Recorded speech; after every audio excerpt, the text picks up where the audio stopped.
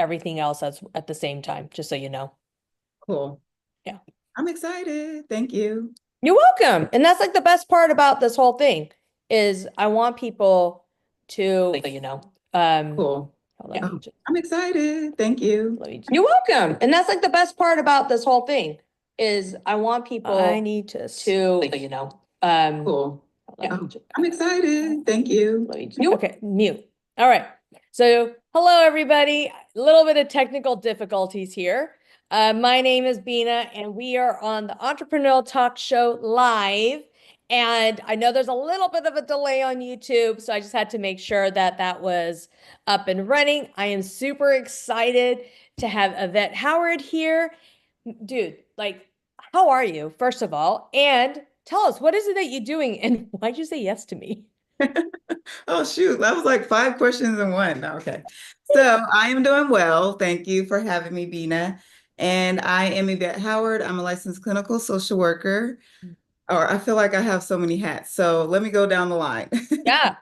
I am a licensed clinical social worker in Las Vegas or the state of Nevada, Texas, and Florida. Oh, and also Illinois. So I do mental health therapy for clients who are struggling with anxiety, trauma, and depression related to their chronic condition, medical condition, or chronic pain. And I am a doctoral candidate for organizational leadership in behavioral health. I am the group practice owner of Brighter Tomorrow Therapy, where I have 7 clinicians now under me who are also seeing clients for behavioral health issues. And I am the CEO and founder of Boss Clinician, where I do business coaching for other mental health therapists who want to leave their 9 to 5 and start their own private practice. And at the end of the day, I am a mother of a bossy 5-year-old. I thought I was a boss until I met this one. Oh And yeah. I have a bossy 5-year-old boy who is the joy of my life, and friend, sister, brother, or sister, cousin, all the above. I want to acknowledge you for that. Thank you.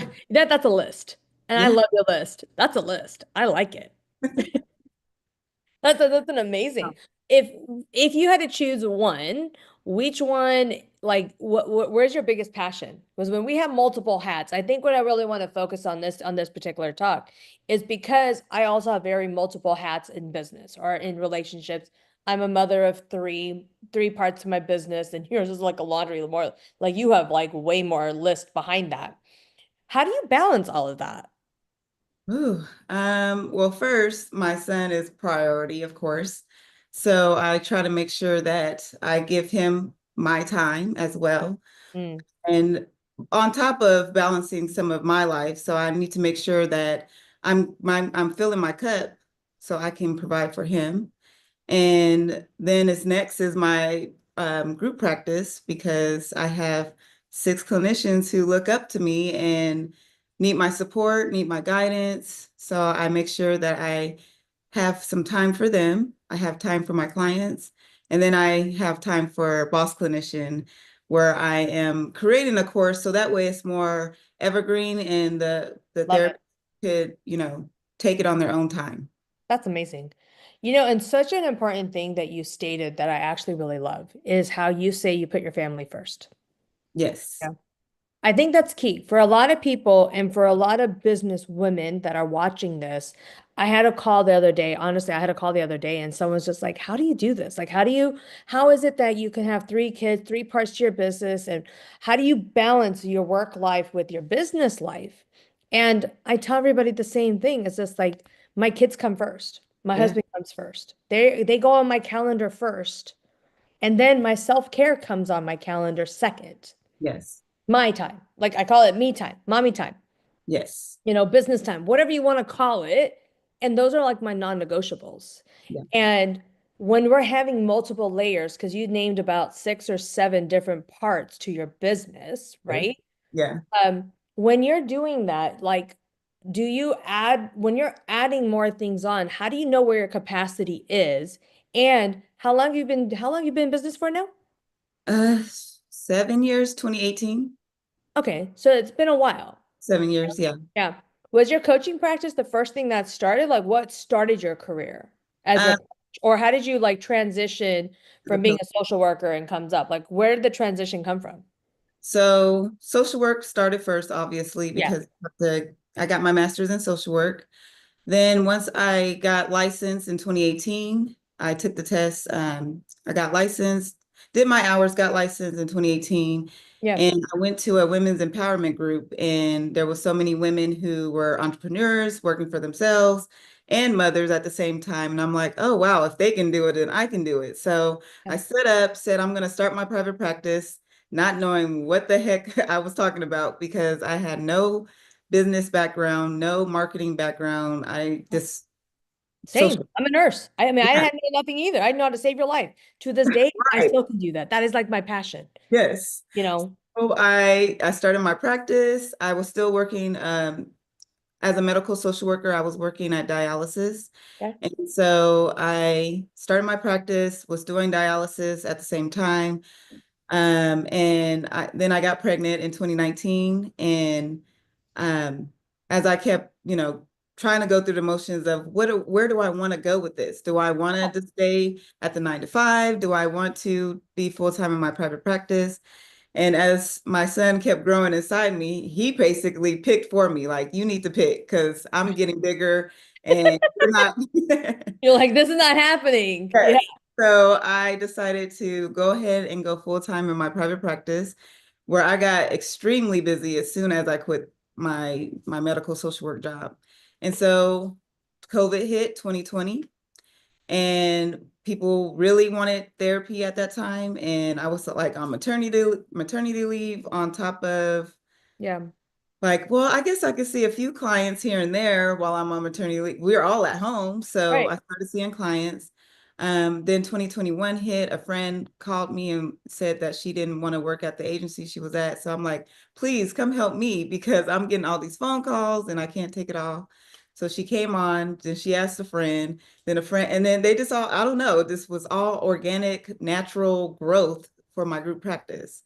That is like the most beautiful thing to hear because when you are in true alignment and you are in your true power, it's supposed to be that easy. Yeah, because I'm always hearing people like, how are you hiring? How are you finding these clinicians? I'm like, they just come to me. I don't know. Yeah, because it's supposed to, like the energies. I always state this, the right time, the right place, and the right circumstance. You I know? agree. I And agree.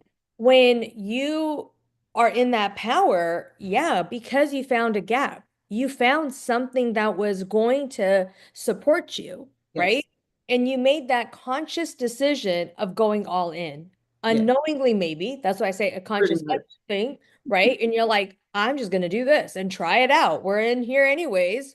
Yes. And I think you, and maybe I'm mistakenly doing this, correct me if I'm wrong. You did it without fear. Like you weren't worried about it because you're like, again, Yeah. if it, meaning like if anything, you can go back to a medical, Yes. you can Oh, go yes. back to, Yes. Yes. right? Yes. Yes. You know what I Yes. mean? Like there's a realm around that where I think a lot of people, because even with nurse coaches and nurse coaching in general, or coaches in general, I have to remind them that, if it doesn't work out or if it comes in, like there are alternatives. Not stating to do that. Right. All I'm stating is that, we don't have to live in this fear of like this scarcity mindset of like, oh my God, I need this money or I need this or it comes up because just like you grew naturally. Yes. And And I it's probably always the said best that thing to you did. myself too. That's so funny. I was like, well, if all fails, I'll go back to working at a hospital, like, Right. or wherever I need to go as a medical social worker. So Right. it's- I I don't know. They all just came to me. They're all great, wonderful. They're all intern, like pre-licensed therapists. So I'm their clinical supervisor, and I'm also inspiring them to, start their own private practice. This is what private practice will look like. These are the issues that you can see when it comes to private practice. And that also inspired me to then start to do the coaching part because I'm like, oh, wow, I love teaching. I love inspiring. I love like just showing them the better of what they can have. So Mm. that's what encouraged me to start doing coaching. So I didn't, now when you do coaching, are you coaching other social workers? to go to private I'll do practice? anyone counseling. So if they are social work, a clinical social worker, MFT, which is marriage and family therapist, or CPC, oh man, counseling professional, professional counselor. Okay. Um, I do all. And so what do you do? Like now, a real question. When Yes. you're doing coaching, are you teaching them to open up their own private practice? Yes, from the start. So we're starting off with mindset from the get-go, where we're not talking about now we're talking about working for ourselves, then working for somebody else. Hmm. So when you're working for someone else, they're providing you with, everything that you need to know, whether Right. it's new clients, um, doing the billing, all of that. Now it's a different field. Now you need to get your own clients. You need to get your Yep. own insurance, your medical insurance. You need to invest in your own 401k or a Roth IRA, like all that Right. comes into Yes. play now. It's not about who's going to give it to me. It's how can I get this? Correct. And that's a big mindset shift because Ah, in definitely was. my the nurse coach business school, the association that I created, that's exactly what I do with nurse coaches at the same time. Okay. Yeah. That's what Oh, I was saying. I'm like, wait a minute, we're gonna have to have a conversation after this. yes. Because it's the same type of thing when nurse coaches and come in, like where is that co-collaboration, right? Where is that mindset? Where is that thing? Because when we're always like with nursing in general, we were always told what to do. Yes. Orders, schedule, Yes. lunches. Same thing with social work. Like, you were told what to do in a medical field, right? Yes. There's not much autonomy that you don't have. There's not much autonomy that we have. Yes. And so when we're transitioning from a medical professional world to now going into this entrepreneurial talk or entrepreneurship, it can be very challenging because you're right. People don't talk about 401ks. People are not talking about the money aspects. People are more worried about the how-tos versus setting up that solid foundation where, that mindset piece you had nailed. It's like we have to remind ourselves that mama bear, like I do super mom CEOs. So it's like that mama bear, you're a super mom CEO, right? It's Yes. like we're not going to let our house go with no mortgage. We're not going to let our children not eat. You Exactly. know, that's Yeah. the mama bear approach that I tell people. That's like your survival instincts are going to kick in. Gonna do what we gotta do. You're Yes. going to do what you got to do. Exactly. And if we have that mentality in business, Yes. right? And we shift that same level and say your income is lower 1 month or comes in, like that's the part where you have to learn how to attract your clients, how to market yourself, right? Which we can talk about for hours, I'm sure. Oh yeah. But but it also comes back down to that true authenticity part of it, you know? And Yep. the reality of it too, where it's just like my income, I'm just giving an example. I need $20,000 a month. And Yep. if your business is making only $10,000 a month, well, the You need reality is you got a $10,000, you need to figure out that $10,000. yes. Yeah. And But it's you need the still mindset for it though. exactly. So the first thing I did when I went into private practice, I got a financial advisor because I'm like, well, I need to still invest in something for myself when I retire. So what do I Yep. need to do? And I don't, again, went to school for social work, not for business management, not for financial advising. Right. So I needed to reach out for the support first to understand what I needed to do. And so Hmm. they broke it down to me like you can put in a Roth IRA. Um, you Yep. tell me how much you want to put in, like what's your goals, and I did that way. And so having that mindset of, oh, I know I'm secure in my retirement because that's what I get a lot from the therapist. Like, I'm afraid to leave my 9 to 5 because my retirement, I'm trying to get, invested in my retirement. And I'm like, well, you can do that for yourself. You can How do much it for yourself. now and do it for yourself? This Oh my is the God. same route, but people I don't think that way. They don't see that. I actually, and I didn't mean to cut you off. I actually Right? was just having a conversation with my accountant. Okay, this is a real conversation now, okay? Not that this wasn't, but I'm just saying. We were talking about retirement, and I was I was at the hospital for what, 15 years with this particular hospital, 10, 15 years, three of it. I had three children in between. So you know, investment wise. Right. And oh my God, like we literally, when taxes are coming around, my new accountant's like, oh, I need your 401k. What do comes up? Girl, when I was looking at my 401k, it is 1 year's worth of salary. And I'm like, I was there for 15 years, right? And then to realize that if you don't work the 12, the 1,250 hours a year, you're not vested. Yeah.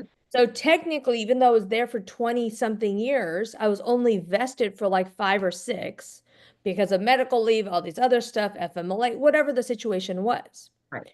And so when we talk about in general with women, men who are wanting to be like, I want to be vested, I want to come in, I just want to take a moment to cautious that you can make more money and put more money in your account than Yeah. what you would have done because guess what? No, I don't, majority of any hospital does not match your 401k. They That, don't match it, you know? yeah. Yeah. Huh? I wasn't aware of that, but I Some do of it know. do, some don't. Like I said, that's why it's a topic I don't want to get into because it can blow up on the social media right we're all right now. But a lot of the times they don't. Not to like the the companies that are out there now, like the tech companies, the other companies, the other whatever they come up, they do match. Like it's a 5% or a 7% match, where sometimes the hospitals they don't like and they come in. So for the ones that are scared, it comes Right. from a place of fear.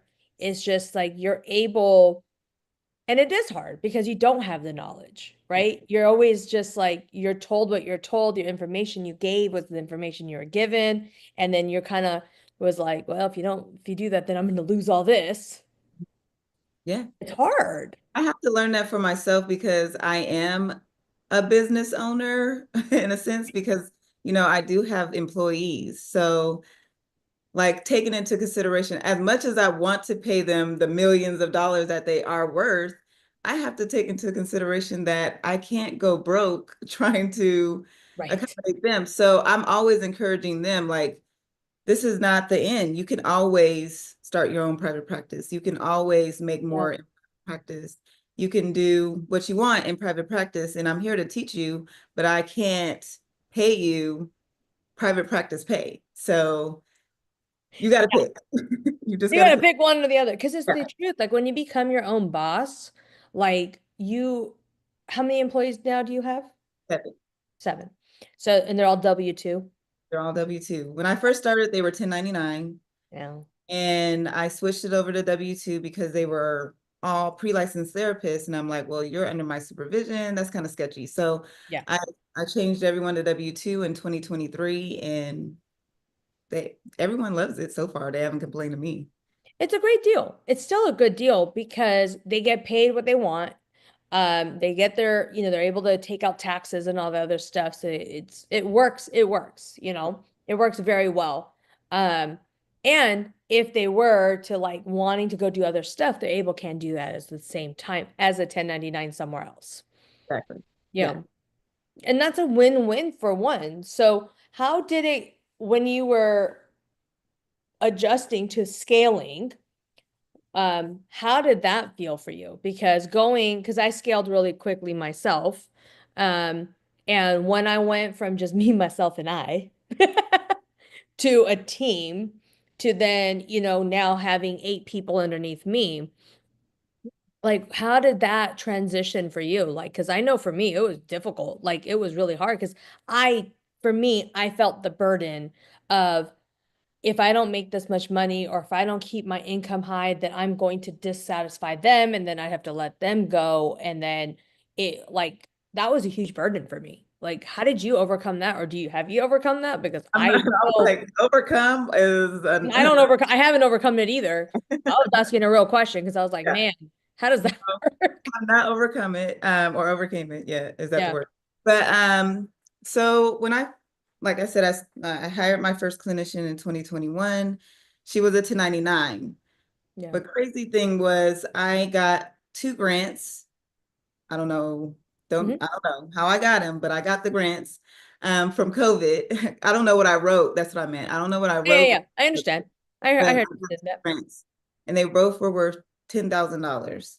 Okay. So that helped me tremendously because when I started hiring, I did hire 1099, but when there was like an issue, I had the money set aside to be able to pay them.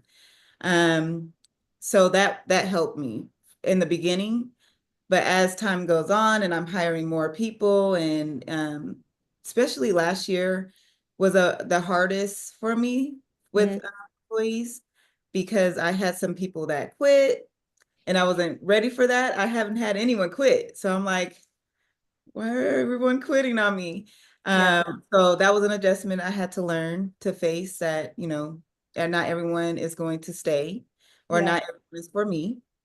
Yeah. Um, Also the client load, making sure that they're all filled up. Yeah. That is a struggle all the time. Yeah. That's on the back of my brain. Like, I'm hoping they're getting clients. How else can we get clients? I'm going out networking. I'm going out, Yeah.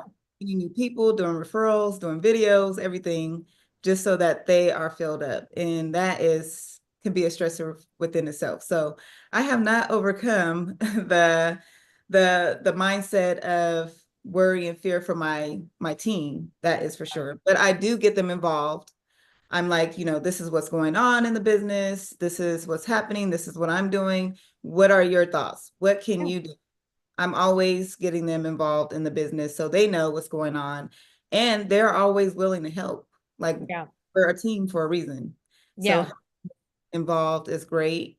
And just being vulnerable, just letting them know that Mm. I'm a leader, but I'm also human, and there's going to be times where I'm stuck or I'm down or I just can't figure it out. And so I need you. Yeah. And what can you do to help us as a team build this practice? It's not just my practice at the end of the day any longer. It's our practice. So I'm always getting them involved. That's a big deal because when we go back, again, it's the vulnerability, the authenticity, that's what builds that trust. And Correct. it's so nice to hear that you have that trust in things with your employees. Because it's not, I know it's hard to say, but it's hard to come by nowadays. It's really hard to like to There's come times down. where I'm like, oh my gosh, I don't want to tell them this because what if they quit? Or what if I don't know, all Yeah. the what ifs start coming Yeah. to my brain. And I'm like, no, just let them know. And the moment I do, they're like, what can I do to help? What Yeah. can we do? Or maybe we can do it this way, or maybe we can do it that way, or I'll reach out to this person. Like, all you have to do is communicate, be vulnerable, accept the vulnerability. And, I'm always delegating. Now I'm like, hey, I see that strength in you. Do you want to do this? And that's how I can keep my balance too. Cause I'm like, ooh, I know my one clinician is good at that. I'm going to give this to her, or I'm going to give this to my admin, or I'm going to give this to my biller, or whatever the case may be. So delegation as a mom, as an entrepreneur is key Mhm. because we're always thinking we got to just hold everything in, hold all the plates when we really don't have to. Yeah. So trust is a very big factor. If you had one advice to somebody that's starting out, what would you tell them? Don't be afraid to get the help because I thought I could do it on my own. So I did get a mentor with score.org. I don't know if you guys heard of that, but it's a nonprofit organization that helps small businesses. Okay. Reached out to score.org and I got a mentor who she wasn't in the medical field or anything. It was just more business. So she was able to get me started with a mission statement and understanding my values and why do I want to start this business. So that was very helpful. But at the end of the day, I was like, well, can you help me with credentialing? Can you help me with the consent forms that I need? Can you help me? And she didn't really have that.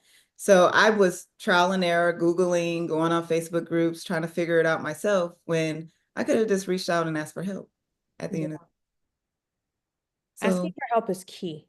yes, Asking for help is crucial in business. And I'm happy that you mentioned that because a lot of entrepreneurs, they feel that they can do this themselves, yeah, right? They feel like oh, I don't need this. I have the knowledge. I have X, Y, and Z, which you do. There's nothing, I'm not stating that. All I'm stating is that get a mentor that can guide you so you learn from their mistakes. You learn from their expertise so you can do things faster and more efficient. Right. A mentor is not supposed to be somebody, it's a give and take. You know, a good mentor will give and take and they'll help you grow when you need to grow. And then you're able to ask for help when they do, and vice versa. Right. So the correct guidance, like I always say, I know how to save your life. But even when we're saving lives in the hospital field, we're still asking for help. There's still a team. Correct. There's still somebody that's in there that's like, hey, I've never seen this before. It's that think tank model where you're like, can we think outside the box of like what's going on here? And there is no higher level, lower level type of things. It's just like everyone's ideas blend together. And that's what makes your business grow even faster when you're able to either ask for help and listen to what they have to say.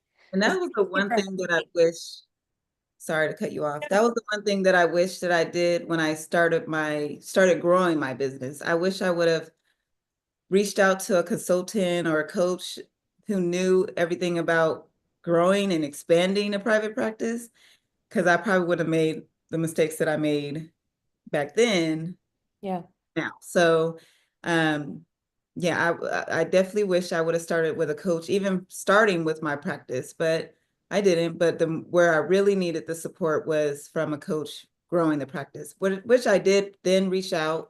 right. I had a coach help me transition the practice from 1099 to W-2 and Mm-hmm. providing incentives and just working on my leadership mindset at that. And then, going to school and working on my doctorate, I learned a lot from how to handle employees and Yep. the difference between the different business structures. So I have learned a lot, and I'm glad that I was open and willing to take the risk and get some help. But you definitely have to be open and willing to take the risk. You have to. As an entrepreneur, risk Yeah. is like one of the number one things that you should be doing as an entrepreneur. What's one of the biggest challenges you had? You talked a couple about it, so I want to, if you don't mind, like what was one of the bigger challenges that you faced? With the group practice or as an entrepreneur in general, just Whichever one my you own want to self. talk about, whichever one you feel comfortable sharing. Myself, I'm my biggest challenge. The Mm, imposter syndrome starts kicking in. Who am I to be a leader? Who am I to supervise someone? Who am I to tell someone how to start a practice or how to help this client? Because I have the clinicians who come to me and how do I assist this client? I'm like, oh, and then it just comes out. So, but at the end of the day, I'm like, who am I to be able to support these people? I'm still trying to learn. I'm still trying to figure this out myself. So I'm my biggest my biggest challenge at the end of the day that I'm constantly working on for myself. yeah. Being your own worst critic is the hardest part. You Yes. know, it really is. And, I've now interviewed multiple people from people who starting out to multimillionaires, and they all said the exact same thing. Oh, wow. They all say the same thing. They go, we're our worst critic. We Um, are. the same thing they tell me all the time is I was like, I asked them, what's the one thing? They go, get a good mentor, Yeah. ask for help. And it's so ironic, and this is why I love doing this particular talk, is because it repeats itself. The same themes keep repeating itself. Yeah. And for anyone that's hearing this, it's like it's the constant battle, and it doesn't matter where you are financially. Yes. That constant battle is within yourself. And when we can overcome that, I just got off a call with a mentor of mine 2 days ago, and I'm going to give credit to Alok. Alok, if you're watching, give credit to you here, is it's not about the return of investment sometimes. It's that return of decision. Yeah. And where does that decision lead? Does that decision lead to a short-term solution, or does that lead to a long-term solution? That. And being in that CEO vibrational mindset can be challenging Mhm. because people want those short-term fixes. They want those short-term cash infusion. They want the short-term being a millionaire, like now, instant gratification, I want to right? put work. Yes. But they don't want to do the long-term decisions. Correct. They don't want to do the Roth IRAs. They don't want to talk about the retirements. We don't want to talk about, what this business is going to be like in 5 years, in 10 years, in 15 years. Mhm. Because they're looking at a short-term decision and they're making long-term choices. Yeah. And it was a great inclination when someone told me this, and this was a good distinction for myself, is that, you know, the return of decisions. Like, what does your choice in that moment, what is that going to do in your business? And it's such a huge shift in entrepreneurship because when we were in college or younger in high school, whatever it is, like this is we're always told return of investment, go to school because it's the return of investment, do this because it's the return of investment, Yeah. right? Be a doctor, social, like whatever it is, because you get Yes. the highest paying jobs because it's the return of investment, Yes. Yes. right?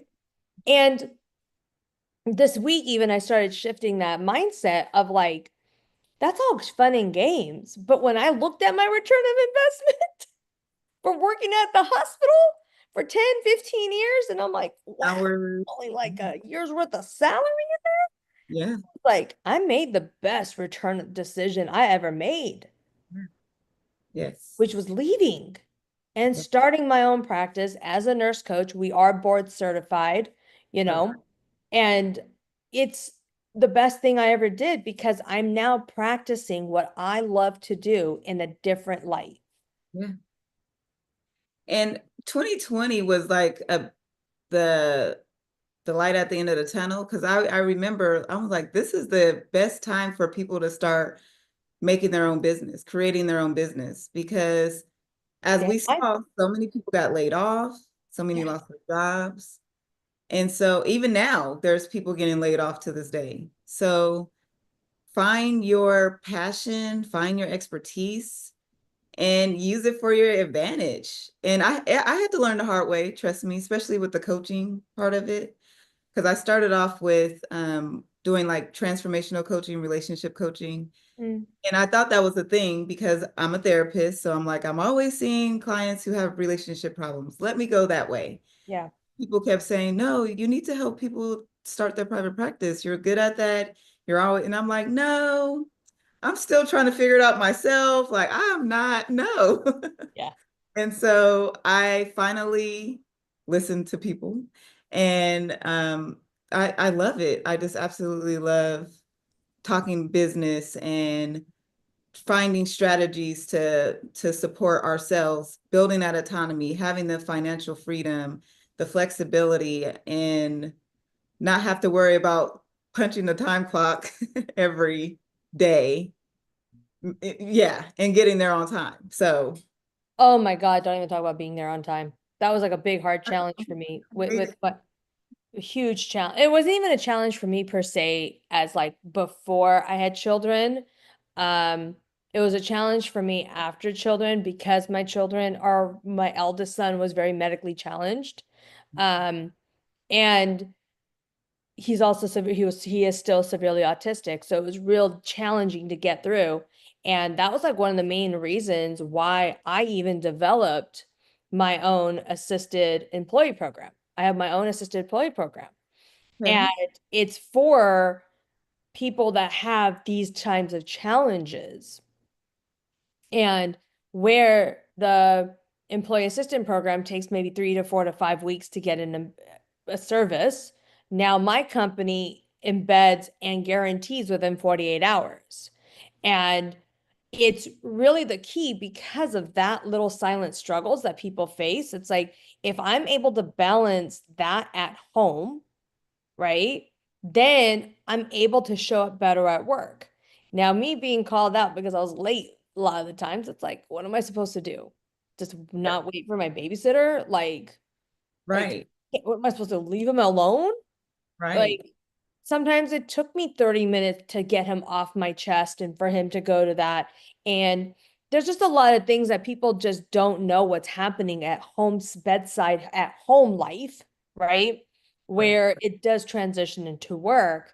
And that flexibility is really where my coaching comes in with that transitions and those little harder conversations. And yeah, talking about that work, man. One of the reasons why I got burnt out and one of the reasons why I left was because, again, my children are my non-negotiables. And it's like, if you had to choose between one or the other, it's like, well, my I'm kids thinking, win. yeah, at the end of the Let's day. win. And I'm gonna figure it out. How do I make my income? How do I surpass my nursing income? Because I got a lot of criticism behind it, especially in my culture and what I do. It's like, they're like, you're gonna leave a six-figure job and a stable job. And to do what? Go by yourself and hustle and bustle and work extra harder. And I'm just like, yeah. Yeah. Actually, yes, that's exactly what I'm gonna do. And same thing with you. When it's the right time, the right place, the right circumstances, it wasn't a hustle or bustle for me because I was in alignment. It just worked out naturally and it grew on its own too. And you've been doing this for 7 years. I've only been doing this for 3 years, 3.5 years. Yeah.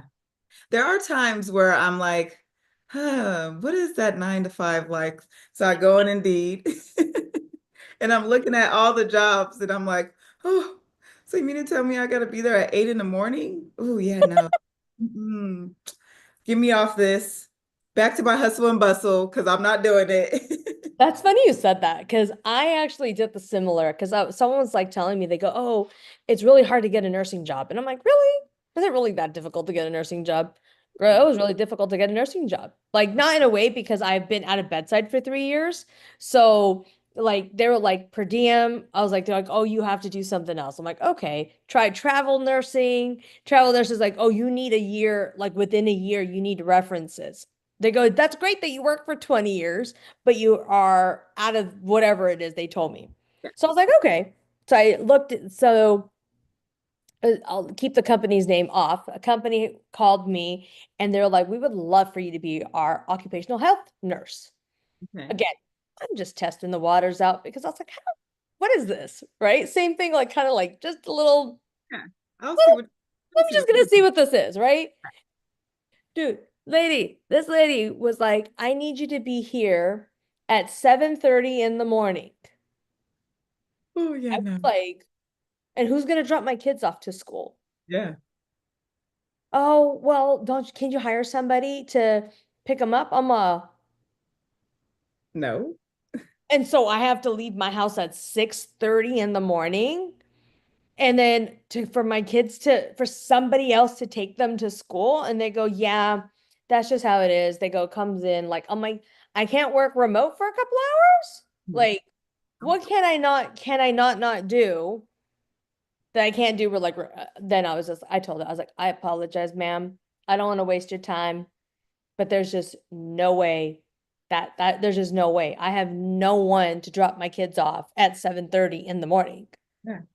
Like I don't have that type of like I was like I don't have that kind of money where I can just have like almost like hold on. I'm like I'll create my own 9 to 2.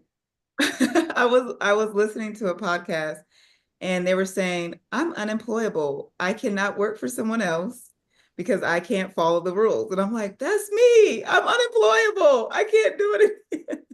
I like that. I'm How do I unemployable. go from having my own autonomy, my own flexibility, my own freedom, all of those things to now I have to abide by this rule. I have to wear the clothes that they want me to wear. And I'm saying that because I literally had to quit a job. This sounds so horrible, but I literally had to quit a job because they said I couldn't wear my leggings. I love leggings. I know that sounds horrible, but I have to wear my leggings. You want me to go into these homes and Yeah. see patients, Yeah. and I need to be comfortable. I'm not, it's Yeah. Las Vegas. It gets up to 120 degrees. Yeah. I'm not going in a suit and or a dress and heels and whatever you Yeah. wear to somebody's home, walking in the heat. So I literally was like, well, this is my time to let you know I'll have to leave because I can't. I need my flexibility. Nothing wrong with leggings. And so I'm the way I built my group practice is how I want it to be treated. My Exactly. employees have the flexibility. They have different, I just expect you to have at least 25 clinical hours. So if you could need to come in at 10 o'clock and end at whatever time you need to end, Love it. as long as you get the job done, I think that's all that matters because a That's lot all of that matters, yeah, honestly. they Because, have kids. I totally understand. and We're it's hard because it's like yesterday was a great example. I'm come up, I did a webinar, and I kid you not, an hour before my webinar, my son's school calls me. And my youngest, I love him, and he had a little bit of an accident at school, and I'm like, really? Like, okay. And so I had to get up to come up, but I'm like, at a real 9 to 5 job, like, what am I supposed to do? yeah, Like, there's no way I could have just left and went to my kid's school to let him out of dirty clothes. At right. another place, I'd be like an hour, maybe 20 minutes away, 30 minutes away to leave, to wait for someone to cover my shift or to come. Like, I wouldn't even know how I would even phantom that. Correct. Me neither. And I think about that all I the just time. don't even understand how that's even physically possible. And for them, when they have half days, who's going to watch my kids? Like, when they go to school for only like 5 hours? Yeah, yeah, Like, yes, we have after school care and all these other stuff. But what about those days when they don't? yeah, Like, it mind boggles me on how I give so much appreciation to women who are and dads, parents, just gonna give it out there. Any parent, let me rephrase myself here, to any parent that is working a 9 to 5 and you guys are figuring it out on how to do drop off and pickup and co-collaborating that schedule, I give full respect to any one of you yeah. that's listening to this because nowadays, you live in Arizona, I'm here in the Bay Area. It's not cheap. Oh, Like it's not cheap. Like we have to have two jobs, yeah, you know? And yeah, so it's not like, and lot of the times now people are, forcing people to go back to work, all these different situations. And it's still like, but yet here, at least here in the Bay Area, it's like we don't have school buses to pick them up. No, we don't have school buses. Like we have to drop them off like 15 minutes before school starts. So it's like school starts at 8:10, you drop your kid off at 8. yeah, yeah. What am I supposed to do with my kid between then?